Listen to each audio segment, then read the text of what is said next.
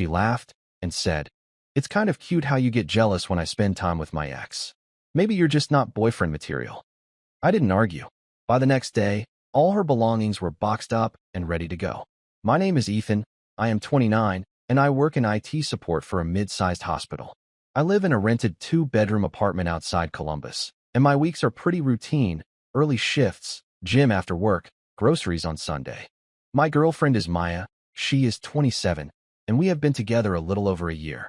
She moved into my place 4 months ago, and we split bills, not perfectly evenly, but close enough that it felt like a real shared life. Maya is the kind of person who can be charming for 10 minutes, and then turn sharp the moment she is bored. She talks fast, jokes at people's expense, and acts like anyone who reacts is the problem. I am not new to blunt women, and I do not need someone soft. But with her, it always felt like she was testing how much she could get away with. The biggest ongoing issue is her ex, Ryan. They dated for 3 years and broke up a little before she met me. She swears they are better as friends. I did not love it, but I told myself I could handle an adult friendship if it stayed respectful. It did not stay respectful. At first it was random coffee runs, then it became whole evenings.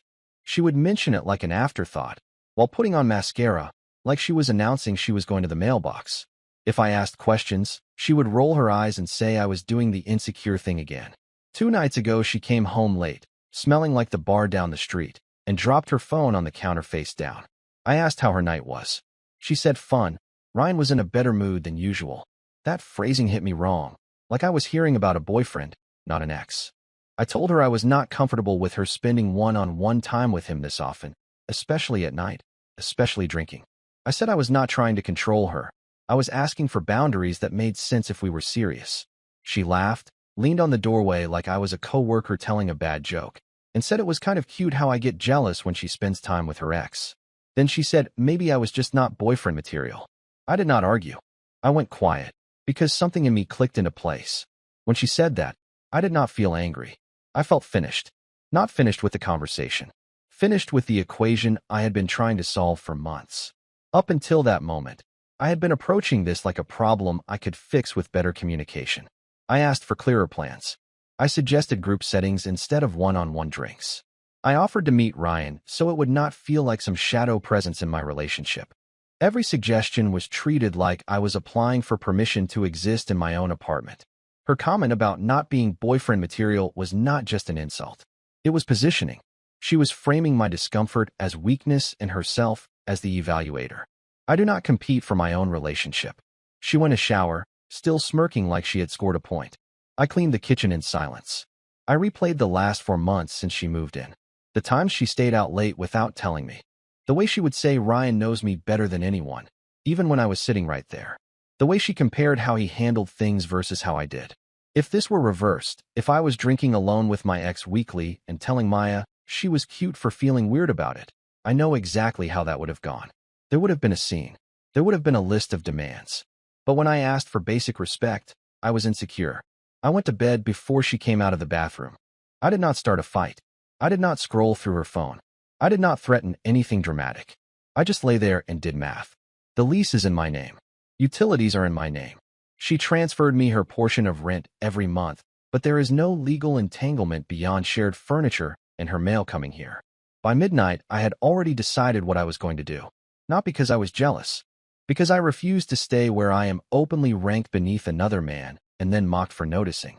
The next morning, I woke up at 5 like usual. She was still asleep.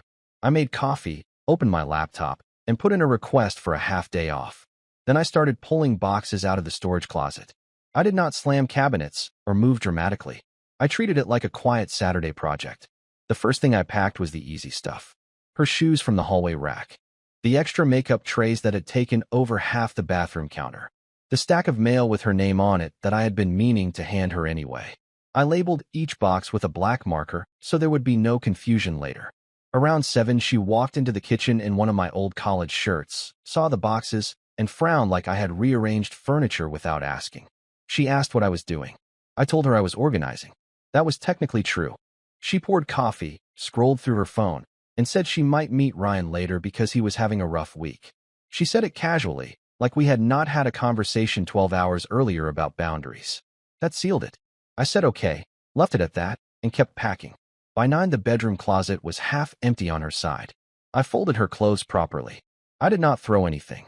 I kept everything clean because I did not want the narrative to become that I was unstable or dramatic. This was logistics, not revenge. She finally caught on when I unplugged her desk lamp and wrapped the cord. She asked if I was serious. I said yes. She laughed again, but this time it was thinner. She asked if I was really breaking up with her over insecurity. I told her I was ending it because I do not date people who dismiss my boundaries and then mock me for having them. She crossed her arms and said I was proving her point about not being boyfriend material. That mature men trust their partners. I told her mature partners do not test trust for entertainment. There was a pause then, a long one. For the first time since I had known her, she did not have a quick comeback ready. She asked where she was supposed to go. I reminded her that Ryan lives 10 minutes away. She looked at me like I had just suggested something outrageous. I was not joking. I told her I was not throwing her out on the street. I said she had options. Her parents live an hour away. She has 2 close friends in town.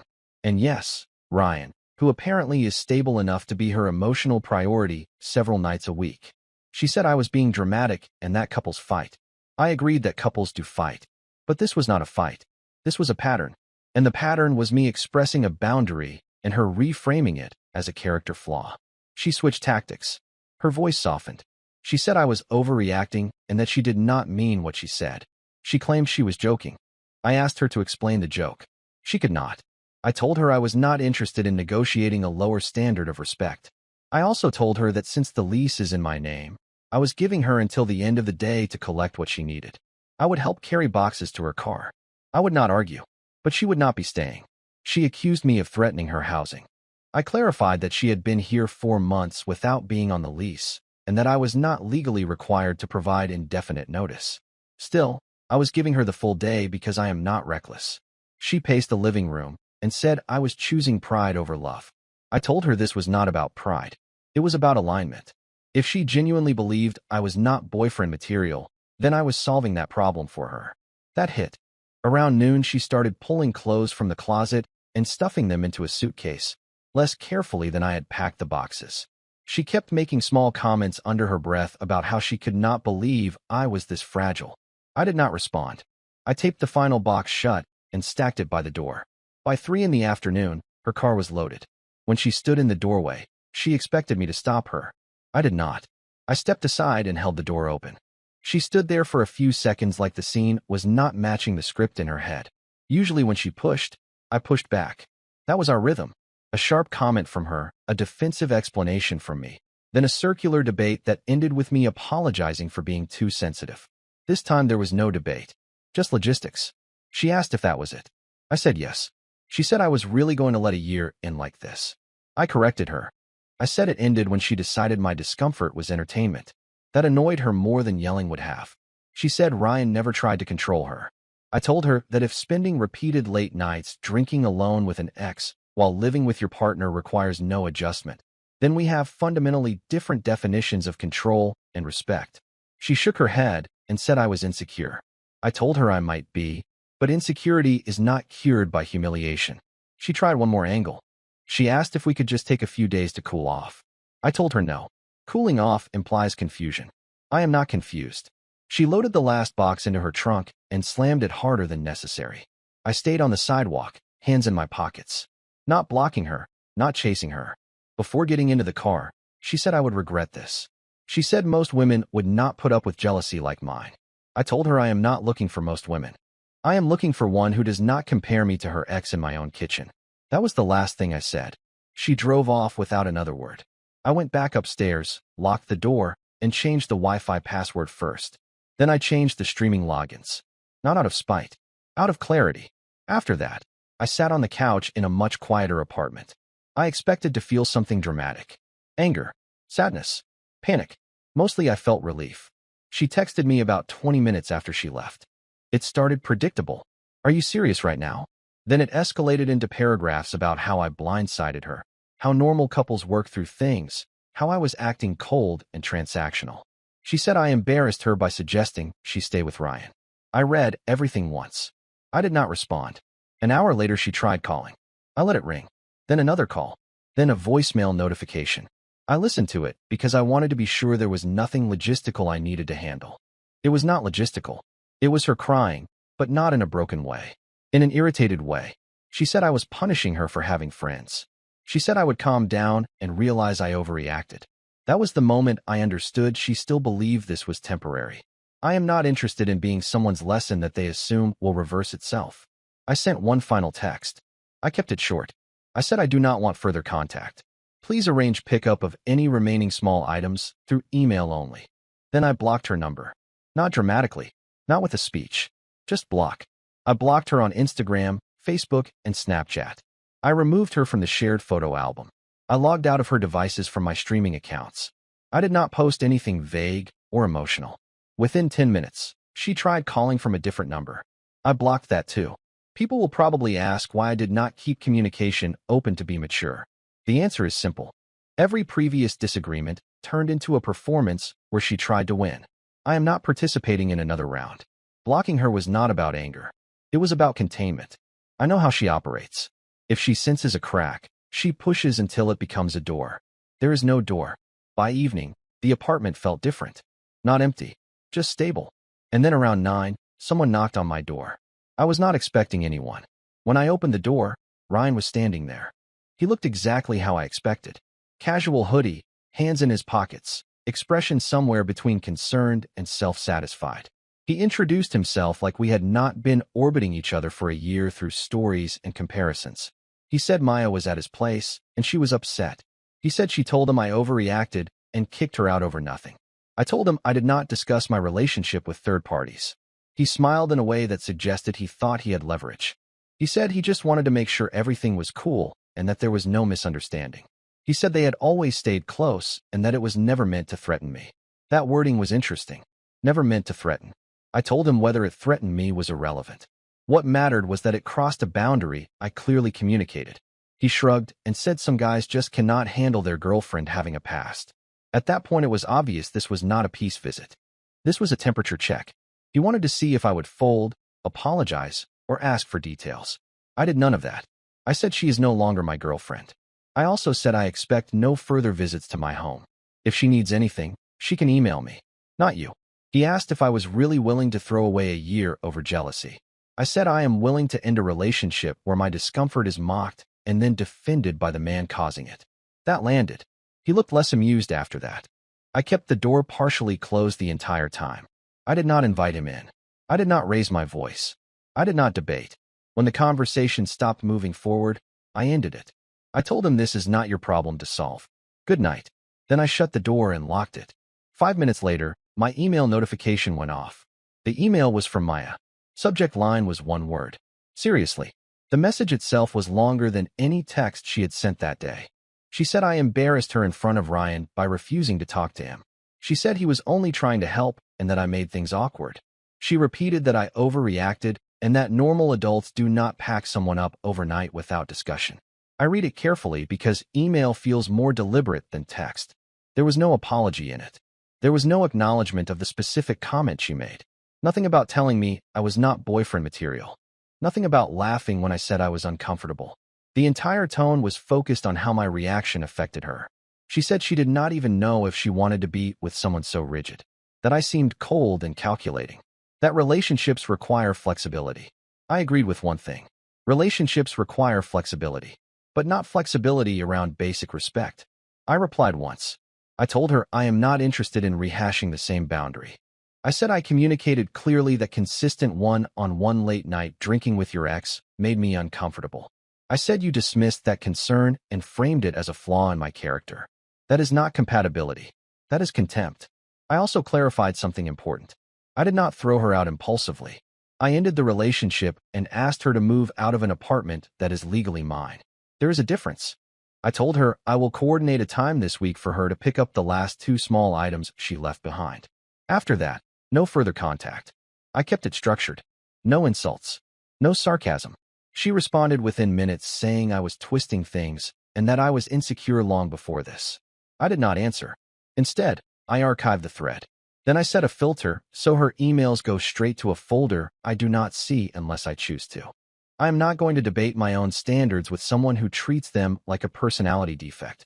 But the part that bothered me was not her email. It was what my friend told me the next morning. The next morning, I went to the gym like usual. Routine keeps me steady.